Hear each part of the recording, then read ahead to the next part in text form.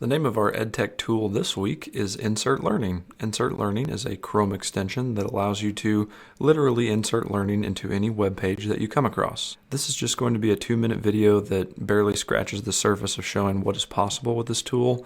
I'm going to link down below in the description a 17-minute version of a tutorial that the creator of this generated in order to really fully explain and show all of the great features that are available with Insert Learning. So the first thing that you have to do is to find a website, and I'm going to do a simple search for video games. Now you can see over here on the left hand side that this little toolbar has popped up, this purple toolbar, and that allows us to insert learning into this article.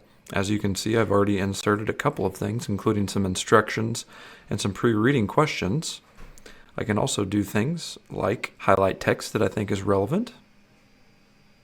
As you can see here, I can insert a sticky note anywhere within.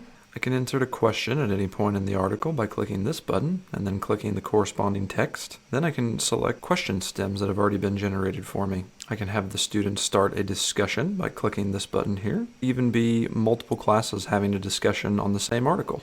There are both free and premium versions of Insert Learning, and for the free version, you can have unlimited students and you can have up to 5 lessons.